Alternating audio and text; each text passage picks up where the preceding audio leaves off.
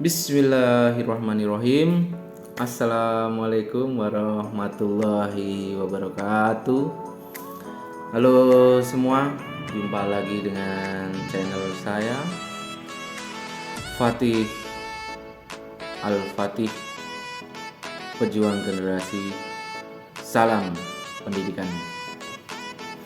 Perkenankan, nama saya Fatikah Abdullah, bertugas di UPT SD Negeri 14 Binamu, yang merupakan calon guru penggerak angkatan 6 di Kabupaten Jeneponto, dengan fasilitator Bapak Hertoyono yang kami hormati, yang selalu mendampingi dengan sangat baik. Kemudian rekan-rekan semua yang mendengarkan dan melihat, mari kita sama-sama belajar, khususnya yang sudah kita pelajari selama ini mengenai pemikiran dan konsep Ki Hajar Dewantara di dunia pendidikan. Izinkan saya pada kesempatan kali ini saya akan sedikit merefleksi kesimpulan selama ini yang saya pelajari di modul 1.1 ini terkait pemikiran Ki Hajar Dewantara. Ya, baik teman-teman semua. Poin pertama mengenai kepercayaan saya tentang murid dan pembelajaran sebelum saya mempelajari pemikiran Ki Hajar Dewantara di modul ini. Poin pertama, pemahaman karakteristik murid yang belum menyeluruh. Artinya sebelum sampai di titik modul ini, sejujurnya memang saya sudah mengetahui murid itu dengan karakteristik masing-masing, dengan keunikan masing-masing, juga harus diperlakukan berbeda. Nah, ini yang menurut saya sebelum saya mempelajari modul ini belum saya terapkan secara menyeluruh. Yang kedua, kolaborasi dengan lingkungan masyarakat yang belum intens. Nah, ini yang saya maksud di sini, bahwasannya lingkungan masyarakat itu memang seharusnya menjadi sumber belajar anak yang paling konkret, karena anak selama ini dia hidup di lingkungan masyarakat. Nah, jadi lingkungan masyarakat ini ataupun warga masyarakat dengan berbagai latar belakang sosial budaya harusnya intens saya lakukan untuk sumber belajar anak-anak yang konkret. Kemudian yang ketiga, peran guru lebih dominan. Saya menganggap saya itu harus lebih dominan di kelas supaya anak mengerti apa yang saya sampaikan. Nah, ini berhubungan dengan poin selanjutnya, bahwasannya motivasi anak itu kurang. Dikarenakan setiap saya lebih dominan, artinya siswa itu cenderung untuk mendengarkan saja. Nah, itu yang kadang membuat motivasi belajar murid itu timbul tenggelam. Nah, ini poin yang terakhir di pikiran saya. Kelas yang disiplin, yang tertib, dan anak-anak paham materi itu menjadi fokus utama saya. Nah, itu yang terjadi sebelum saya mempelajari pemikiran Ki Hajar Dewantara di modul ini. Mengenai perubahan setelah saya mempelajari tentang konsep-konsep, mempelajari tentang pemikiran Ki Hajar Dewantara sampai sejauh ini, saya merencanakan atau sudah saya lakukan sebuah perubahan. Beberapa diantaranya yang menjadi poin-poin penting yaitu yang pertama, sumber belajar murid semakin saya perluas. Artinya saya mau masyarakat menjadi kolaborasi penting sebagai sumber belajar anak-anak, karena anak-anak meraih contoh secara konkret supaya juga mempersiapkan anak-anak nanti menjadi individu, menjadi anggota masyarakat yang siap. Kemudian yang kedua, perubahan yang saya alami setelah mempelajari konsep ini yaitu memberikan kebebasan, memberikan keleluasaan untuk anak dan kemerdekaannya dalam belajar dengan karakteristik masing-masing siswa, dengan bakat dan minat dari siswa itu sendiri sesuai dengan kreativitasnya, utamanya dalam mengerjakan tugasnya. Nah, saya sekarang memberikan ruang yang luas untuk anak-anak berkreativitas sesuai dengan alam pikirannya, sesuai dengan bakatnya, sesuai dengan minatnya, utamanya dalam mengerjakan tugas, tetapi juga tidak melunturkan dari esensi belajar. Poin yang ketiga yaitu pembelajaran lebih berhamba pada anak atau lebih berpusat pada anak. Nah, ini perubahan yang dilakukan yaitu lebih sering memberikan stimulus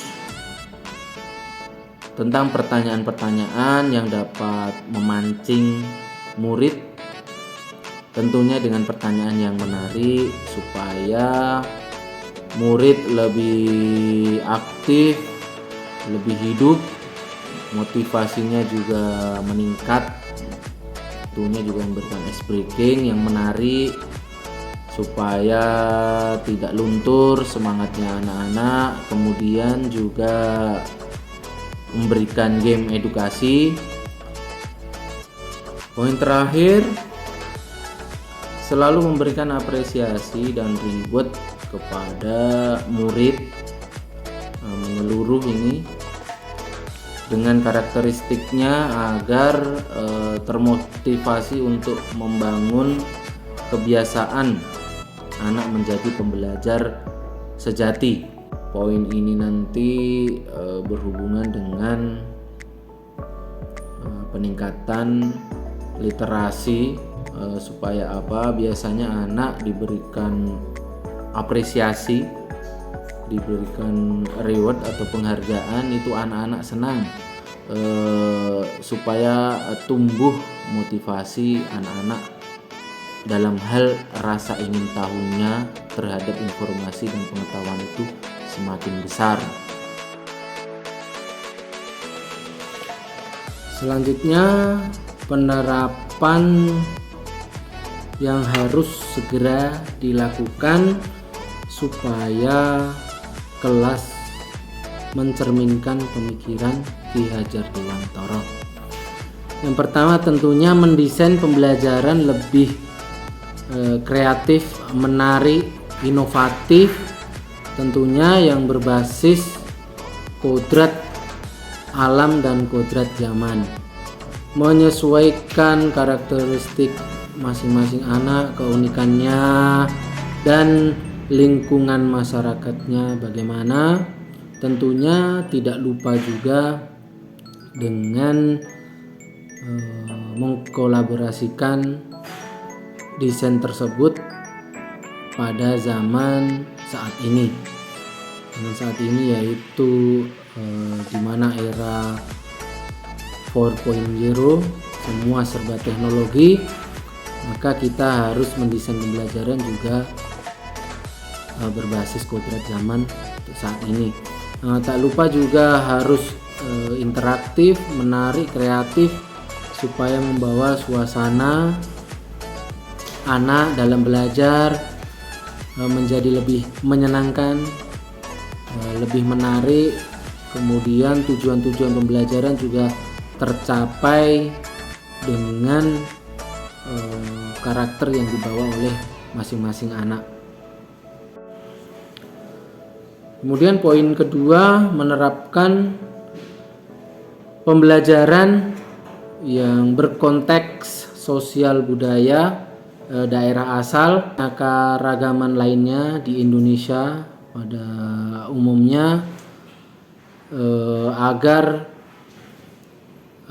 anak atau murid siap menjadi individu dan siap menjadi anggota masyarakat. Artinya tak lepas dari desain pembelajaran kita yang interaktif, kreatif, inovatif, juga tak lupa mengedepankan budaya kearifan lokal. Contoh di Jeneponto ini menerapkan asas saling menghargai, saling menghormati, saling memuliakan. Nah, kita juga harus bisa menuntun dan mendidik anak untuk bisa menerapkan asas-asas budaya kearifan lokal ini dengan sabar, ikhlas. Contoh, anak kita, murid kita lewat di depan kita tanpa menyapa, tanpa mengucapkan permisi sesuai dengan budaya lokal. Nah, harusnya tidak boleh kita langsung menegur dengan keras. Nah, siapa tahu anak tersebut lupa atau memang moodnya sedang tidak dalam kondisi fit, maka dari itu kita harus tuntun, harus kita ingatkan secara lemah lembut. Poin selanjutnya yaitu menerapkan konsep merdeka belajar dengan mengintegrasikan dengan profil pelajar Pancasila. Nah, di dalam kurikulum merdeka ini yang mungkin sudah banyak kita ketahui komponennya apa saja. Tujuannya agar pembelajaran akan lebih maksimal. Nah, supaya peserta didik memiliki cukup waktu untuk mendalami konsep dan memperkuat kompetensinya.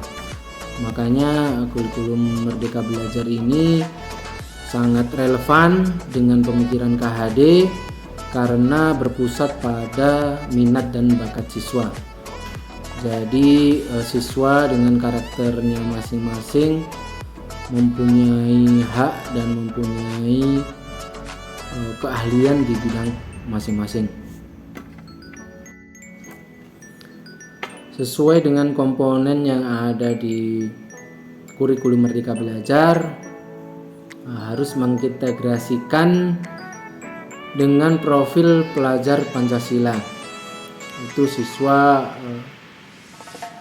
harus bisa mandiri, kemudian nantinya juga bisa bernalar kritis, terbuka pikirannya untuk menyampaikan pendapat dan sebagainya. Kemudian beriman, bertakwa kepada Tuhan Yang Maha Esa, dan juga berakhlak mulia. Tak lupa juga berkebinekaan global, kemudian bergotong royong dan kreatif.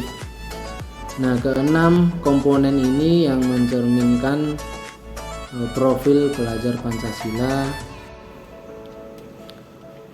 Kemudian poin terakhir, hal yang segera dilakukan agar kelas mencerminkan pemikiran Ki Hajar Dewantara, yaitu pembelajaran dengan mengutamakan budi pekerti untuk menuntun anak.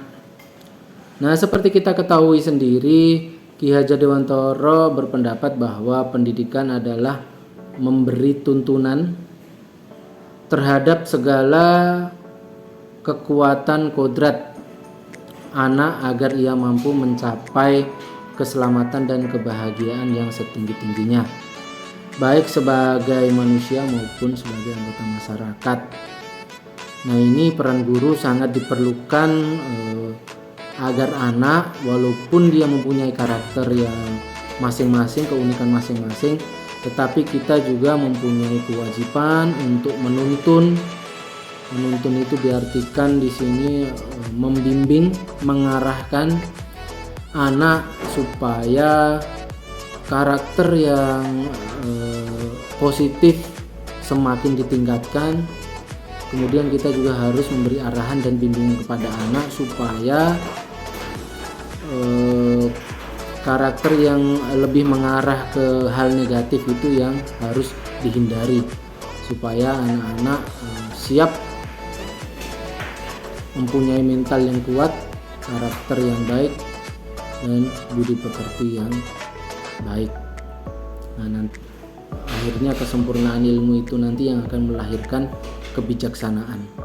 Nah, itu yang akan segera saya lakukan di kelas saya, supaya akhir dari ilmu ini, puncak budi pekerti luhur ini yang akan melahirkan kebijaksanaan dari anak-anak nantinya. Baik, pada akhirnya kita menuju ke kesimpulan. Ya, ini sudah saya bikin beberapa poin. Yang pertama mengenai trilogi pendidikan. Ya, ini kita tahu sendiri sebagai pendidik harus sadar betul, harus tahu betul asas atau sembunyian dari Ki Hajar Dewantara, di mana ada 3. Ing ngarsa sung tulodo, ing madya mangun karsa, tuturi handayani. Kita sebagai pendidik di depan harus memberikan contoh teladan, di tengah kita harus memberi semangat terus kepada anak didik, kemudian di belakang kita harus selalu memberikan dorongan kepada anak-anak. Ini poin kedua tentang Merdeka Belajar. Tujuannya untuk menggali potensi terbesar para pendidik dan murid serta meningkatkan kualitas pembelajaran secara mandiri. Artinya di sini anak-anak bebas untuk menentukan belajarnya dengan karakteristik dan keunikannya sendiri. Kemudian yang ketiga, berpusat pada anak. Jadi pembelajaran yang sudah didesain dan akan dilakukan harus dominan melibatkan anak, memusatkan pada pembelajaran di anak didik, sehingga anak bisa menemukan ilmunya sendiri, bisa menemukan informasi yang dia gali sendiri secara mandiri. Kemudian adalah bermain adalah kodrat anak. Ya, di sini namanya kita sebagai pendidik, apalagi di lingkungan sekolah dasar, mau tidak mau pemikiran anak didik kita adalah ya selayaknya sebagai anak, yaitu suka bermain. Kemudian tak lupa dalam tujuan pemikiran Ki Hajar Dewantara yaitu meningkatkan budi pekerti, di mana ini berhubungan dengan akhlak yang mulia. Kemudian pendidikan merupakan penyemaian benih kebudayaan. Itu merupakan salah satu konsep dari pemikiran Ki Hajar Dewantara, bahwasannya lokal, budaya kearifan lokal harus tetap kita libatkan langsung saat pembelajaran bersama anak. Kemudian menuntun anak mencapai kodratnya. Nah, ini seperti poin yang sebelumnya yang saya sampaikan, guru selalu memberi arahan, memberi bimbingan agar anak-anak selalu dalam karakter yang positif. Nah, yang terakhir, trisentri pendidikan, bahwasannya mencari ilmu itu ada di mana saja. Nah, di sini yang dimaksud pemikiran Ki Hajar Dewantara bisa di sekolah, bisa di lingkungan keluarga, dan bisa di lingkungan masyarakat. Nah, 3 komponen penting ini yang menjadi sumber belajar anak secara konkret yang nantinya dapat diaplikasikan di pembelajaran supaya anak juga nantinya siap menjadi manusia, bagian dari anggota masyarakat, dan menjadi manusia seutuhnya. Demikian kesimpulan tentang pencerminan pemikiran Ki Hajar Dewantara yang dapat saya sampaikan. Tentunya banyak sekali kekurangan dari saya karena kekurangan ilmu saya sendiri, bahwasannya juga saya harus banyak belajar dari teman-teman. Saya mengucapkan terima kasih kepada fasilitator yang tidak henti memberi arahan kepada kami, mengingatkan kembali dengan membahas pemikiran-pemikiran KHD yang tentunya sangat bermanfaat jika diaplikasikan di anak didik kita masing-masing. Kemudian dari saya, terima kasih sudah menonton. Salam generasi dan salam pendidikan. Wassalamualaikum warahmatullahi wabarakatuh.